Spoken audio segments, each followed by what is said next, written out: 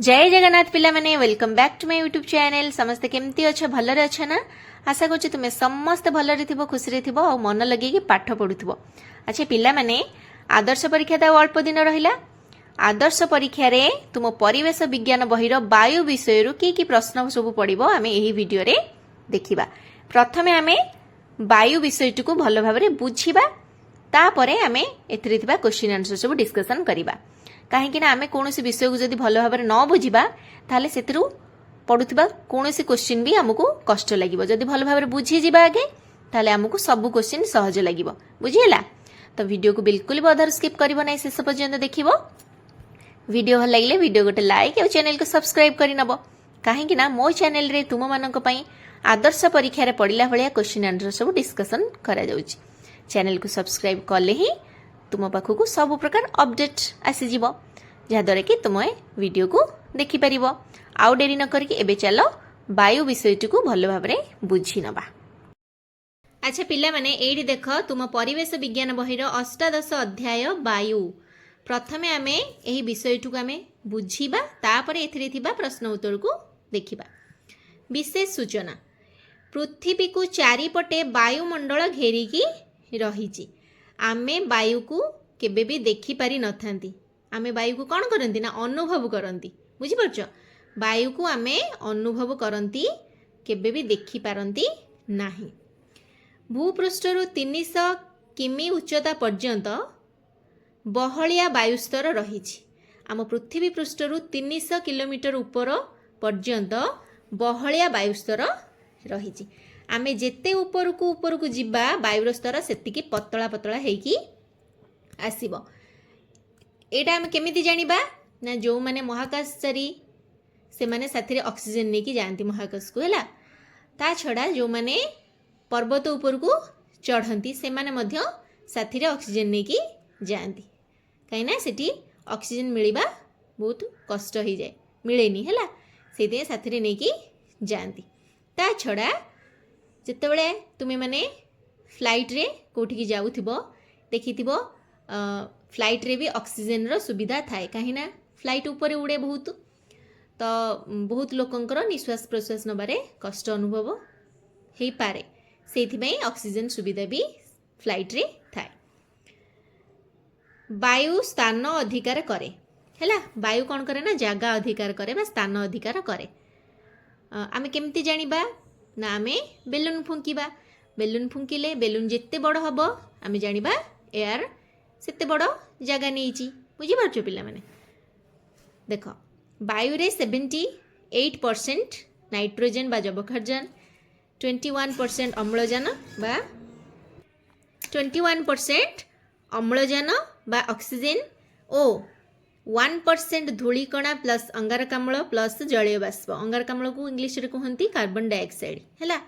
एबे किंतु वायुमंडल रे अंगारकाम्लर परिमाण बढ़ी गलानी। बुझिपारछ पिला माने बहुत गरम होउछि ना, आगो अपेक्षा एबे बहुत गरम होउछि। काहेकि ना गछ बहुत कटा होउछि, ता छडा फैक्ट्रीज रो माने क्वांटिटी बढ़ुछि, गाड़ी मोटर रो क्वांटिटी भी बढ़ुछि। सेथिरु निर्गत धुआं वायुमंडल रे अंगारकाम्लर लेवल को बढ़ाई दिए। गछ कटा हवा अंगारकाम्ल लेवल को भी बढ़ाइबार मुख्य कारण। बुझिपारछ पिला माने देख, अम्लजान जीवजंतु को श्वासक्रिया और दहन क्रिया रे साहाय्य करे। अम्लजान को जीवजंतु माने श्वासक्रिया रे ग्रहण करती एवं निया जळीबारे अम्लजान साहाय्य करे। बुझिपारछ, अंगारकाम्ल गैस को निया लिभा कार्य रे, ठंडा पानीय प्रस्तुति रे ओ सबुज उद्भिद माने खाद्य प्रस्तुति रे व्यवहार करती। को गैस को ना अंगारकाम्ल गैस को निया लिभाइबारे व्यवहार करा जाए। ठंडा पानीय जो कोल्ड ड्रिंक्स आम पीउछंती ताकू बनैबारे अंगारकाम्ल गैस साहाय्य करे। आउ गछलता कौन करती ना तांको खाद्य प्रस्तुत करने समय अंगारकाम्ल गैस को नियंती। बुझिपारछ, आ अम्लजान को रिलीज करती बा छाड़ती हैला, जो अम्लजान को कि आमे श्वासक्रिया रे ग्रहण करती। बुझिपारछ, किंतु पिला माने गछ माने राति रे अंगारकाम्ल छाड़ती। काहेकि ना गछ खाद्य प्रस्तुति समय रे कौन करे ना अंगारकाम्ल गैस को निए, किंतु खाद्य को हजम करने समय रे से कौन करे ना ଅମ୍ଳଜାନକୁ ନେଇଥାଏ, ଅଙ୍ଗାରକାମ୍ଳକୁ ଛାଡ଼ିଥାଏ। ସେଇଥିପାଇଁ କୁହନ୍ତି ବଡ଼ ବଡ଼ ଗଛ ମୂଳରେ ଶୋଇବା ଉଚିତ ନୁହେଁ, ଶୋଇଲେ ଲୋକଙ୍କର ଶ୍ୱାସରୁଦ୍ଧ ହେଇଯାଏ। ବୁଝିପାରୁଛ? କାହିଁକିନା ସେ ରାତିରେ ଗଛମାନେ ରାତିରେ କ'ଣ କରନ୍ତି ନା ଅଙ୍ଗାରକାମ୍ଳ ଗ୍ୟାସ୍ ବାୟୁମଣ୍ଡଳକୁ ନିର୍ଗତ କରନ୍ତି। ବୁଝିପାରୁଛ? ତାପରେ ଦେଖିବା ନେକ୍ସଟ ପେଜରେ କ'ଣ ଅଛି। ବଡ଼ ବଡ଼ ଘର, କାର୍ଯ୍ୟାଳୟ, ସିନେମା ହଲ୍, ବୃହତ ଅଟ୍ଟାଳିକା ଇତ୍ୟାଦିରେ ଅଗ୍ନି ନିର୍ବାପକ ଯନ୍ତ୍ର ବା ଫାୟାର ଏକ୍ସଟିଂଗୁଇସର ଥାଏ। ଏଥିରୁ ଆମେ ବୁଝିଲେ ଯେ ଅଗ୍ନି ନିର୍ବାପକ ଯନ୍ତ୍ରରେ କେଉଁ ଗ୍ୟାସ୍ ଥାଏ ନା ଅଙ୍ଗାରକାମ୍ଳ ଗ୍ୟାସ୍ ଥାଏ। ଅମ୍ଳଜାନ ନିଆଁ ଜଳିବାରେ ସାହାଯ୍ୟ କରେ, ଅଙ୍ଗାରକାମ୍ଳ ଗ୍ୟାସ୍ ନିଆଁ ଲିଭାଇବାରେ ସାହାଯ୍ୟ କରେ। ପ୍ରତ୍ୟେକ ବର୍ଷ ଜୁନ୍ ମାସ 5 ତାରିଖକୁ ଆମେ ୱାର୍ଲଡ ଏନଭାୟରମେଣ୍ଟ ଡେ ଭାବରେ ସେଲିବ୍ରେଟ୍ କରିଥାନ୍ତି। ବିଶ୍ୱ ପରିବେଶ ଦିବସ ଭାବେ ପାଳନ କରନ୍ତି। କେତେ ତାରିଖକୁ ନା ଜୁନ୍ ମାସ 5 ତାରିଖ। ପ୍ରତ୍ୟେକ ବର୍ଷ ଜୁନ୍ 5 ତାରିଖକୁ ବିଶ୍ୱ ପରିବେଶ ଦିବସ ବା ୱାର୍ଲଡ ଏନଭାୟରମେଣ୍ଟ ଡେ ଭାବରେ ସେଲିବ୍ରେସନ୍ କରାଯାଏ। ହେଲା, ପରିବେଶକୁ ଦୂଷିତ ହେବାରୁ ରକ୍ଷା କରିବା ପାଇଁ ସଚେତନତା ସୃଷ୍ଟି ଏହି ଦିବସର ମୁଖ୍ୟ ଉଦ୍ଦେଶ୍ୟ। ଆଚ୍ଛା, ପରିବେଶକୁ ଦୂଷିତ ହେବାରୁ ରକ୍ଷା କିଏ କରିବ ପିଲାମାନେ? ଆମେ ସମସ୍ତେ କରିବା। ଆମେ ସମସ୍ତେ ମିଶିକି ଆମ ପରିବେଶକୁ ଦୂଷିତ କରିବା ନାହିଁ। ଆମେ ପରିବେଶକୁ କ'ଣ କରିବା? ସ୍ୱଚ୍ଛ ରଖିବା, ଆମ ପରିବେଶକୁ ସୁରକ୍ଷିତ ରଖିବା। ସେ ଦାୟିତ୍ୱ କାହାର ନା ଆମମାନଙ୍କର। ବୁଝିପାରୁଛ? ପ୍ରତ୍ୟେକ ମଣିଷର ଦାୟିତ୍ୱ ହେବା ଦରକାର ଯେ ଆମେ କେମିତି ଆମ ପରିବେଶକୁ ସୁରକ୍ଷିତ ରଖିପାରିବା। ଯେଉଁ ବାୟୁରେ ଶ୍ୱାସକ୍ରିୟା କଲେ ଆମକୁ ଅସ୍ୱସ୍ତି ଲାଗେ, ଏଇଟା ଆଶ୍ୱସ୍ତି ହେଇଯାଇଛି, ଅସ୍ୱସ୍ତି ଲାଗେ, ଆଖି ପୋଡ଼େ, ଆମର ସ୍ୱାସ୍ଥ୍ୟ ଖରାପ ହୁଏ, ସେହି ବାୟୁକୁ ଆମେ କ'ଣ କହିବା? ପ୍ରଦୂଷିତ ବାୟୁ ବା ଖରାପ ବାୟୁ। ହେଲା, ଖରାପ ବାୟୁ ଆମ ଆଖି ପୋଡ଼ିବ, ଖରାପ ବାୟୁ ବାଜିଲେ ଆମ ଆଖିରେ ଆମ ସ୍ୱାସ୍ଥ୍ୟ ଖରାପ ହେବ, ଆମକୁ ଅଣନିଶ୍ୱାସୀ ଫିଲ୍ ହେବ। ସେଇଟା ହେଉଛି କ'ଣ? ପ୍ରଦୂଷିତ ବାୟୁ।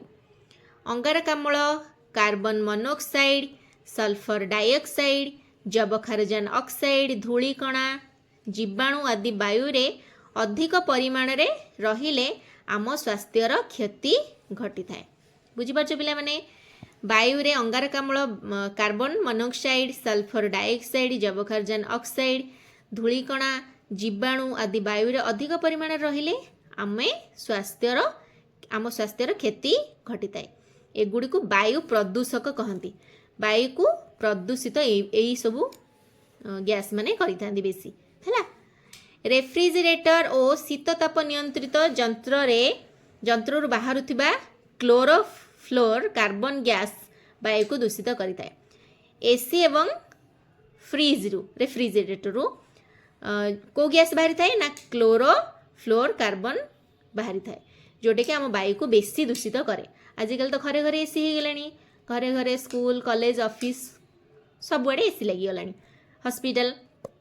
ତ ସେଥିରୁ ଯେଉଁ ଗ୍ୟାସ୍ଟା ବାହାରୁଛି ସେ ଆମ ବାୟୁମଣ୍ଡଳରେ ମିଶୁଛି, ଆମ ବାୟୁମଣ୍ଡଳ ବେଶୀ ଦୂଷିତ ହେଉଛି। ବୁଝିହେଉଛି?